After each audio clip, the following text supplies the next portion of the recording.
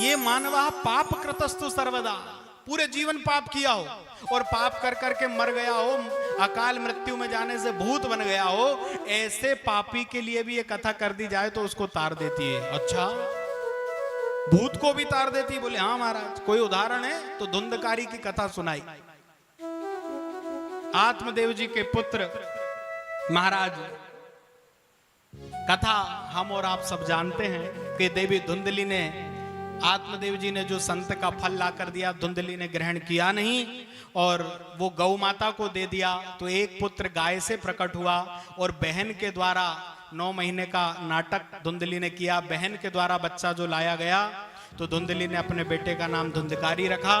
गाय के द्वारा जो पुत्र मिला उसका नाम गौकर्ण रखा गया। दोनों बच्चे बड़े हुए और जैसे ही महाराज दोनों बड़े हुए तो गौकर्ण पंडितो ज्ञानी, गोकर्ण जी महाराज संत की कृपा से प्रकट हुए थे, पंडित और ज्ञानी हुए। धुंधकारी थी महाकला, धुंधकारी महान खल हुआ और अनेक पाप किए इसने। ऐसा कोई पाप ही नहीं बचा महाराज। चोरी करी, हत्या करी, परेशान किया, झगड़ा किया, निंदा करी, महाराज वैश्यावृत्ति करी, सब कुछ करा, कोई पाप इससे बकाया नहीं था। वेश्याओं ने आखिरी में पाप कर्म के कारण उसी के घर में रस्सी में बांध के और जलती हुई लकड़ी ला करके महाराज मारा और अधमरे को ही गड्ढा खोद के घर में गड़ा गए। भूत बन गया। क्यों? क्योंकि अकाल मृत्यु हुई है। और अकाल मृत्यु जिस भी प्राणी की हो जाए, नदी में डूबने से, एक्सीडेंट हो गया, करंट लग गया, कहीं महाराज किसी भी कारणवश यदि शरीर बीच में छूट गया तो अकाल मृत्यु वाला प्राणी भूत ही बनता है। ये निश्चित है, ऐसा लिखा है। क्योंकि शेष योनि जो है वो भूत योनि में पूरी करता है और भूत योनि में अपार कष्ट होता है, थोड़ा नहीं, अपार कष्ट। भूख लगे तो खा नहीं सकता, प्यास लगे तो पी नहीं सकता, भटकता रहता है और एक समय तक अपने परिवार वालों से आशा रखता है कि मेरी मुक्ति का कोई उपाय कर दें। लेकिन जब अति हो जाती है तो कई बार वो ही भूत परिवार को परेशान करने लगता है। जब बहुत परेशान हो जाता है, कैसे होगी मुक्ति? गोकर्ण जी को पता चला कि मेरा भाई भूत बन गया है, अकाल मृत्यु से मरने के कारण गया में पिंडदान कर दिया। लेकिन जब घर आए तो देखा कि वो भूत तो परेशान कर रहा है। तो गोकर्ण जी ने पूछा कि क्यों परेशान हो रहे हो? भूत में बोलने की शक्ति आई, कहा कि मैं आपका भाई हूं, भूत बन गया हूं, मेरी मुक्ति का उपाय करो। गोकर्ण जी ने कहा गया में पिंडदान कर दिया। बोले गया में 1000 बार भी पिंडदान कर दोगे तो मैं मुक्त होने वाला नहीं हूं, मेरे लिए कोई अच्छा उपाय हो। भगवान सूर्य से पूछा फिर गोकर्ण जी ने, हे भुवन भास्कर आप बताइए कि मेरे भाई की मुक्ति कैसे होगी?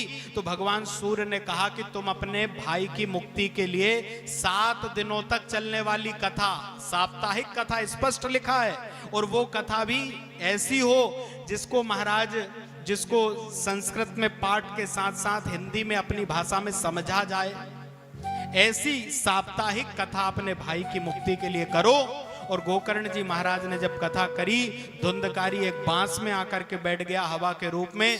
7 दिनों की कथा में एक एक करके 7 गांठें फटी और 7वें दिन की कथा जैसे ही पूरी हुई तो भूत बना हुआ धुंधकारी श्रीमद् भागवत की कथा को सुनकर देवता बनकर प्रकट हो गया। ये भागवत महापुराण की महिमा है बंधु। धन्या भागवती वार्ता, प्रेत पीड़ा विनाशनी, सप्ताहो अपि तथा धन्यः, कृष्ण लोक फल प्रदः।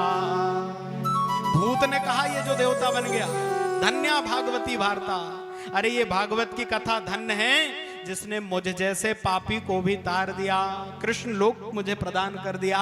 ये भागवत की कथा धन्य है, धन्य है। और महाराज जब धुंधकारी को मुक्ति मिली तो विद्वानों ने, महाराज शास्त्रों ने हमें यह बताया कि हमारे घर परिवार में भी यदि अकाल मृत्यु हो गई है, भगवान ने सामर्थ्यवान बनाया है, तो सबसे पहला काम है कि अकाल मृत्यु जो प्राणी प्राप्त हो गया उसकी मुक्ति के लिए 1000 काम छोड़ करके उसकी मुक्ति का उपाय करें। वो परेशान है, वो तड़प रहा है, तो महाराज आपका जीवन सुखमय नहीं हो सकता। अवश्य करें।